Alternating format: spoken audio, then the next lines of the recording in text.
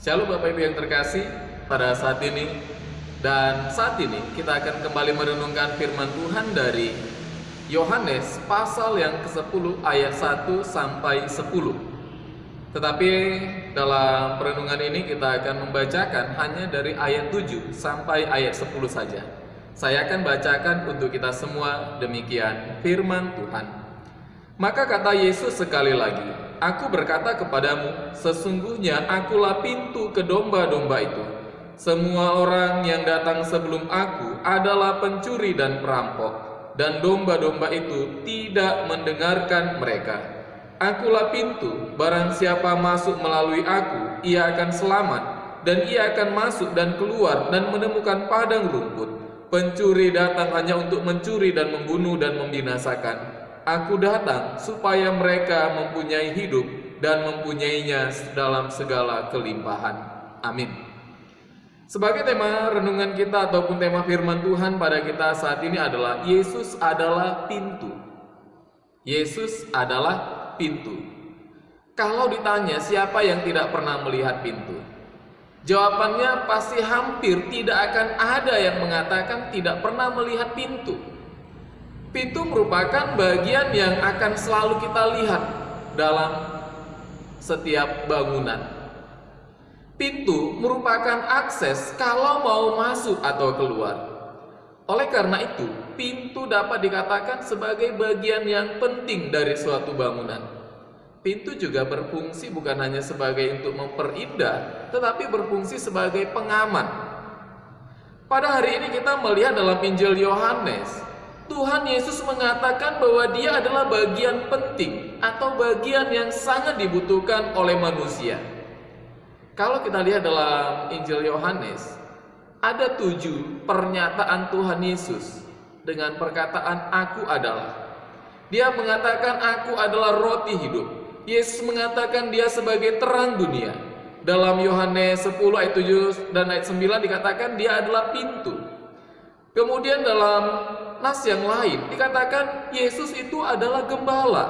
Ini dalam Yohanes 10 ayat 11 dan ayat 14. Dalam nas yang lain dikatakan Dia adalah kebangkitan dan hidup. Yesus mengatakan juga "Aku adalah jalan, kebenaran dan hidup". Dan di dalam Yohanes 15 ayat 1 dan ayat 5 Dia mengatakan "Aku adalah pokok anggur yang benar".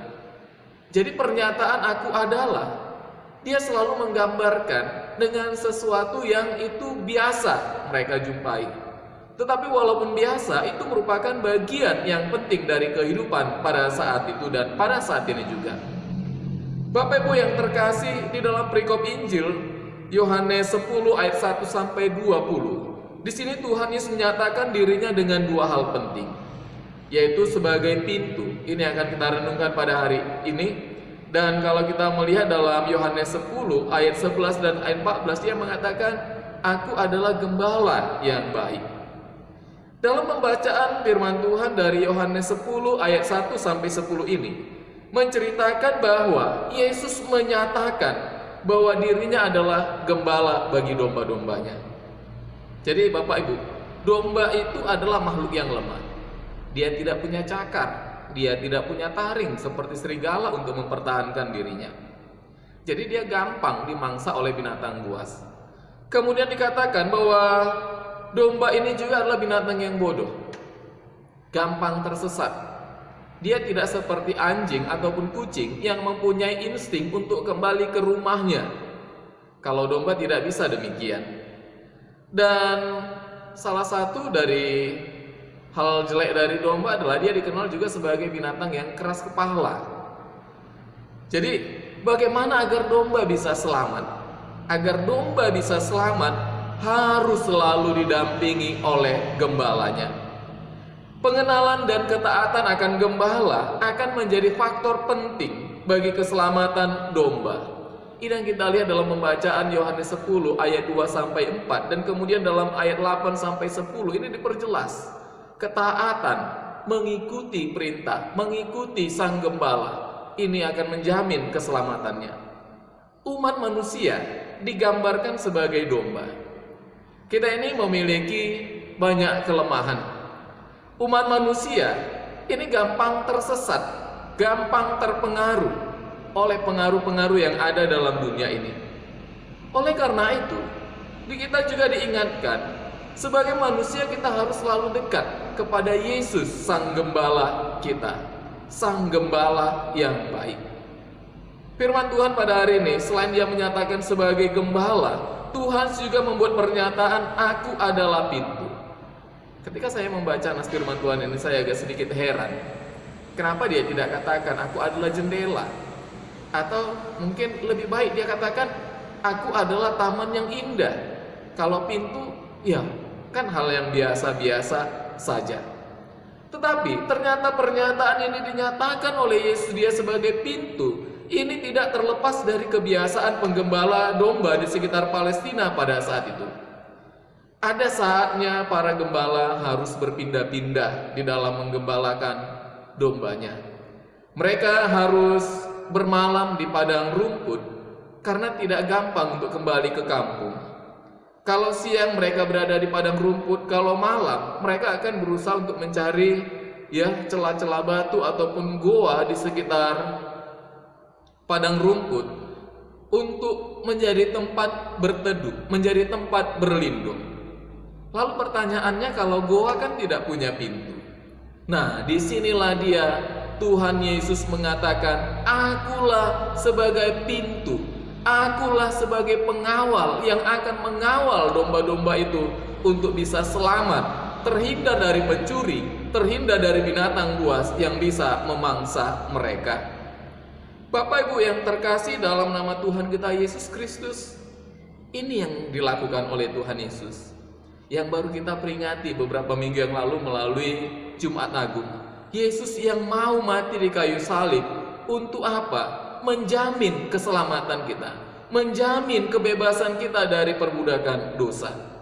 Dia menjadi penjaga sekaligus menjadi pintu itu sendiri yang mengamankan dan memberikan kepada kita keselamatan. Bapak Ibu yang terkasih, saat ini kita merenungkan firman Tuhan, Yesus adalah pintu. Dari firman Tuhan ini ada beberapa hal yang akan kita renungkan. Yang pertama yang mau kita renungkan di sini adalah ketika Yesus mengatakan, "Aku adalah pintu." Ini dari ayat 7 sampai ayat 8. Di sini Dia mau mengatakan, "Aku adalah standar kebenaran dan kebaikan." Hal yang pertama yang mau kita renungkan di sini adalah Yesus sebagai standar kebenaran dan kebaikan. Jadi dalam ayat 8 menjelaskan ternyata ada banyak orang yang mengklaim dirinya benar. Ada banyak orang atau apapun itu yang menawarkan diri sebagai gembala, yang berusaha untuk menghampiri domba atau kita sebagai manusia yang lemah untuk menyatakan bahwa mereka mampu untuk memimpin kita. Banyak yang mengatakan, "Aku mampu mengarahkan kamu kepada yang baik. Aku mampu mengarahkan kamu kepada ketenangan. Aku mampu mengarahkan kamu untuk memperoleh kedamaian, memperoleh sukacita, memperoleh keberhasilan, bahkan untuk memperoleh keselamatan." Narkoba tawarkan itu juga. "Aku mampu memberikan kepada kamu damai. Aku mampu memberikan kepada kamu ketenangan." Ilmu pengetahuan dan teknologi yang canggih juga mencoba menawarkan, "Aku mampu menolong kamu di dalam meringankan pekerjaan dan memberikan keberhasilan bagi kamu." Jadi Bapak Ibu yang diberkati oleh Tuhan, di dalam kegalauan hidup biasanya manusia akan gampang tergiur dan tersesat. Ini yang dialami oleh beberapa orang yang mengikuti tawaran dunia yang dianggap sebagai solusi atau jalan keluar dari masalah kehidupannya. Hingga ada orang yang menerima tawaran narkoba untuk mendapatkan ketenangan. Ada orang yang akhirnya menerima ajakan untuk melakukan apapun, menghalalkan segala cara hanya untuk mencukupkan keperluan hidupnya di saat-saat masa sulit ini. Jadi kalau kita lihat di zaman sekarang ini, ketika masa pandemi COVID-19, ternyata kejahatan semakin meningkat. Laporan mengatakan peningkatan itu dialami lebih dari 11%. Ketika orang ditanya kenapa dia menjamret, kenapa dia mencuri, kenapa dia merampok, alasannya hanya untuk memenuhi kebutuhan hidupnya. Kenapa orang mencuri dari toko, mencuri dari mall? Ketika ditanya untuk apa? Untuk memenuhi keperluan kehidupannya. Jadi kalau kita melihat ya, ajakan dunia sepertinya memberikan solusi yang baik. Untuk bisa memenuhi kebutuhanmu, lakukan saja ini dan itu, meskipun itu adalah hal yang bisa merugikan orang lain. Tetapi di dalam ayat yang ke-8 ini, Tuhan Yesus mengatakan dengan jelas bahwa kalau mereka datang kepada kita namun tidak sesuai dengan standar dari Yesus, kalau mereka menawarkan sesuatu kepada kita tetapi yang mereka tawarkan tidak sesuai dengan standar dari Tuhan Yesus, mereka adalah pencuri dan perampok. Pencuri dan perampok pada dasarnya tidak akan pernah memikirkan kesejahteraan dari domba-dombanya. Mereka hanya memikirkan kesejahteraan dirinya sendiri. Bapak Ibu yang terkasih, lalu standar Yesus itu sebenarnya bagaimana?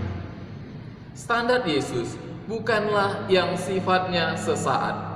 Standar Yesus bukanlah kebahagiaan sesaat, bukan menimbulkan kekacauan, tetapi standar Yesus harus menimbulkan damai sejahtera.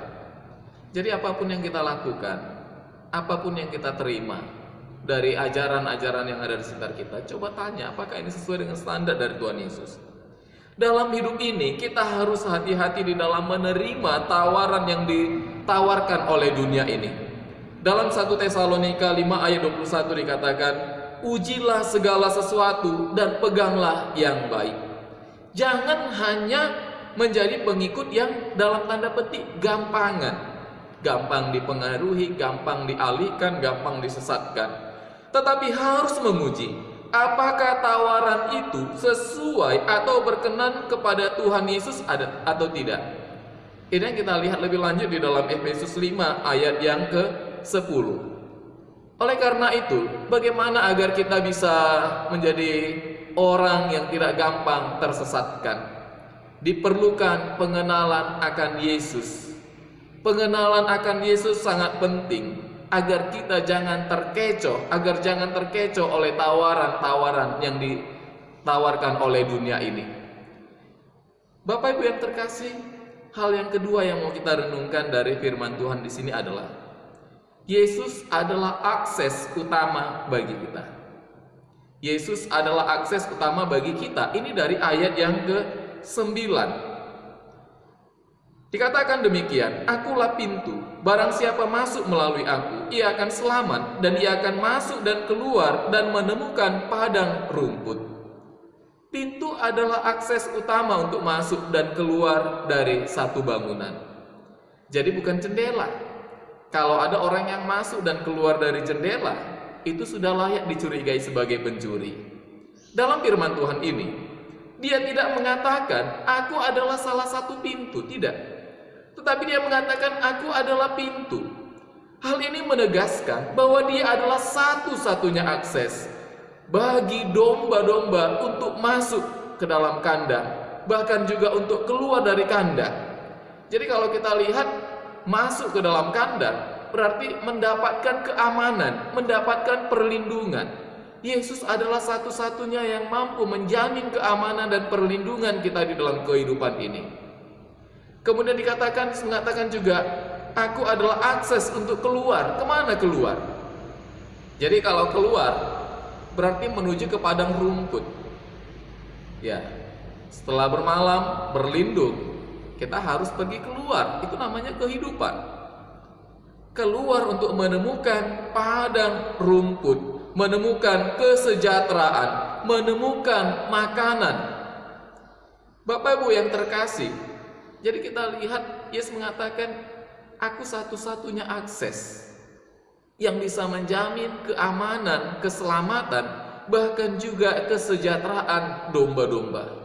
Menjamin kesejahteraan kita sebagai umat yang percaya kepadanya pada saat ini juga. Hal ini mirip dengan pernyataan Yesus di dalam Yohanes 14 ayat 6. Dia mengatakan, "Akulah jalan." Jadi kalau dikatakan jalan, ya, berarti ini adalah sesuatu yang sangat penting.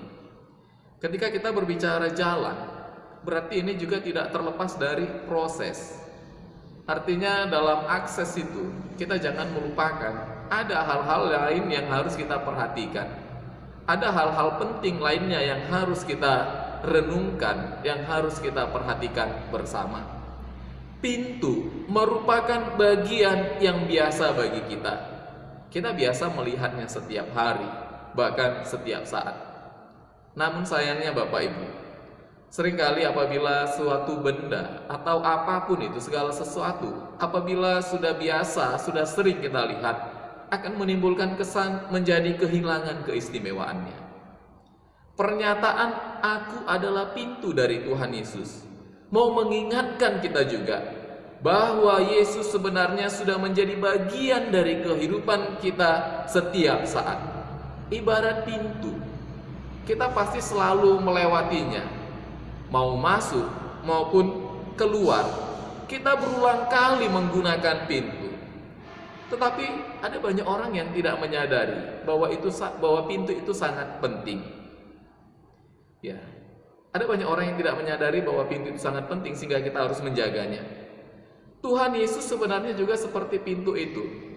Berulang kali kita sudah melewatinya, berulang kali kita sudah mendapatkan berkat-Nya, berulang kali kita sudah mendapatkan penyertaan-Nya, baik dengan Dia yang sudah memberikan kepada kita napas kehidupan, memberikan kita kesehatan, memberikan kita orang-orang yang kita kasih ataupun keluarga yang ada pada kita dan lain sebagainya. Tetapi tidak jarang kita melihat bahwa apa yang biasa itu kita anggap ini tidak istimewa. Sehingga ada orang Kristen yang mengatakan, kenapa Tuhan tidak pernah memberikan mujizat-Nya bagiku? Padahal mujizat Tuhan itu kan bukan hanya hal-hal yang spektakuler, hal-hal yang biasa, yang tidak mampu kita miliki tanpa pertolongan Tuhan, itu adalah mujizat. Bapak Ibu yang terkasih, kita melihat ada banyak orang tidak menyadari bahwa Yesus itu sangat penting. Sehingga akhirnya kita bisa menyadari Yesus itu sangat penting bagaimana? Ibarat ketika pintu rumah sudah rusak, baru kita tahu, wah ini ternyata pintu ini sangat penting. Ketika Tuhan sudah meninggalkan kita, ketika kita hidup dalam penderitaan, maka kita akan mengatakan, wah Tuhan ternyata sangat penting bagiku. Bapak Ibu yang terkasih, Yesus adalah akses utama bagi kita untuk mendapatkan solusi. Solusi untuk apa? Solusi untuk bahagia. Solusi untuk mendapatkan kekuatan. Yesus adalah akses bagi kita untuk mendapatkan hikmat. Bahkan Yesus adalah akses bagi kita untuk mendapatkan keselamatan yang kekal. Penting kita di sini untuk mengetahui bahwa kita diminta untuk selalu mengikuti ataupun harus sesuai dengan kehendak-Nya. Jadi karena Dia itu akses penting kita, Dia akses utama kita, maka kita harus menyesuaikan keinginan kita untuk menjadi sesuai dengan apa yang Dia inginkan. Sehingga kalau kita berdoa di dalam nama Yesus, kami berdoa. Berdoa dalam nama Yesus artinya apapun yang kita minta, kita mau katakan biarlah sesuai dengan kehendak Tuhan. Bapak Ibu yang diberkati oleh Tuhan, hal yang ketiga yang mau kita renungkan dari firman Tuhan di sini adalah dari Yesus adalah pintu. Hal yang ketiga yang kita renungkan di sini adalah pengenalan akan Yesus mengantarkan kita kepada hidup dalam kelimpahan. Ini dalam ayat yang ke-10.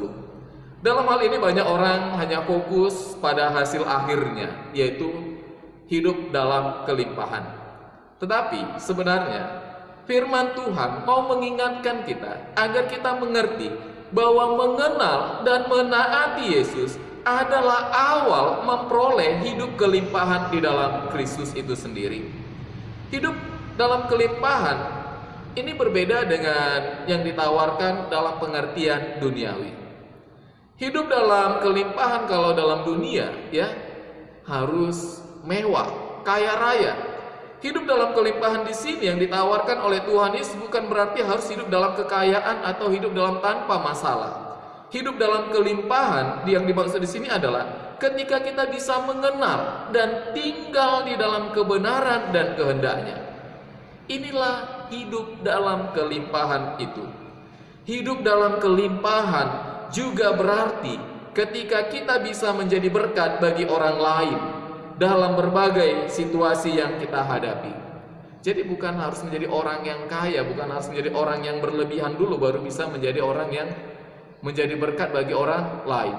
Kita lihat, kita ingat peristiwa janda di Sarfat. Ketika Nabi Elia mengatakan, buatkan kepadaku roti dari tepung dan minyak yang ada padanya saat itu. Walaupun itu sangat sedikit, tetapi yang kita lihat, dari yang sedikit ini, akhirnya dia bisa mendapatkan kelimpahan. Bapak Ibu yang diberkati oleh Tuhan, dalam peristiwa Yesus yang memberi makan 5.000 orang, ini juga terlihat bagaimana seorang anak kecil yang hanya punya 5 roti dan 2 ekor ikan, dia bisa memberikan, bukan karena dia berlebih. Tetapi apa yang kita lihat, hidup dalam kelimpahan, itulah dia. Hidup yang bisa menjadi berkat bagi orang lain. Jadi jangan kita menganggap hidup dalam kelimpahan berarti harus hidup dalam kemewahan dan lain sebagainya. Ini yang sering disalahpahami oleh banyak orang. Kalau kita mau katakan hidup kelimpahan dalam Tuhan adalah hidup yang berlimpah-limpah, kaya raya, baru kita bisa kemudian kita katakan bebas dari masalah, ini hidup kelimpahan. Ya, berarti ini adalah kelimpahan yang keliru. Yang dimaksud di sini adalah hidup dalam kelimpahan bagaimana ketika kita mau hidup di dalam ketaatan dan pengenalan yang sungguh di dalam Tuhan. Bapak Ibu yang diberkati oleh Tuhan, hidup dalam kelimpahan ketika kita bisa menjadi berkat bagi orang lain. Jika masih hanya fokus pada diri sendiri, kita tidak berbeda dengan pencuri dan perampok yang dikatakan di dalam ayat yang ke-10 ini. Hanya mementingkan dirinya sendiri saja. Bapak Ibu yang terkasih, dalam situasi sulit saat ini, sudah membuat banyak orang Kristen. Sudah banyak orang yang hidup ibarat bangunan tanpa pintu. Artinya masukan, pendapat, pandangan dari manapun ini bisa dapat gampang mempengaruhi kehidupan kita pada saat ini. Sehingga tidak jarang kita semakin hidup dalam keadaan ketakutan. Hidup dalam ketakutan yang berlebihan. Hidup dalam keputusasaan, kehilangan damai sejahtera dan lain-lain sebagainya. Semua itu mempengaruhi kita untuk tidak lagi bisa fokus berpikir dan bekerja dengan baik. Segala sesuatu saat ini sepertinya selalu dilihat dari COVID-19. Bahkan pernah diberitakan ada seorang anak gadis yang pingsan. Lalu banyak orang langsung menduga bahwa dia itu sudah terkena COVID-19. Sehingga datanglah para medis dengan berpakaian APD lengkap. Namun apa yang terjadi? Gadis itu pingsan bukan karena COVID-19, tetapi karena dia diputusi pacarnya, dia stres, akhirnya dia pingsan. Jadi kalau kita lihat, ya, ketika kita hidup tanpa pintu, akhirnya kita juga menjadi orang yang tidak bisa mendapatkan damai sejahtera. Jangankan mendapatkan kelimpahan, damai saja yang cukup kita tidak bisa dapatkan. Dalam situasi sulit saat ini, kita mau diajak supaya jangan membiarkan hidup kita tanpa pintu, karena itu akan sangat membahayakan kita.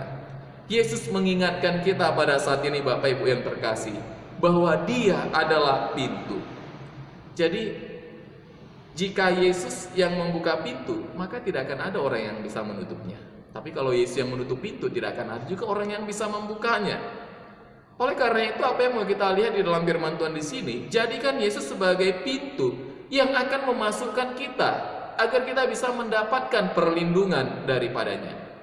Jadikan Yesus juga sebagai pintu yang akan bisa mengantarkan kita untuk memperoleh kelimpahan hidup di masa-masa sulit saat ini. Bapak Ibu yang terkasih, firman Tuhan mengingatkan kita pada saat ini, Yesus adalah pintu. Kita biasa melihat pintu sehingga kita merasa itu tidak penting, tetapi pintu itu sangat penting. Oleh karena itu Yesus mengatakan dan mengingatkan kita saat ini, Aku adalah pintu. Tuhan memberkati kita dan Tuhan menyertai kita senantiasa. Amin.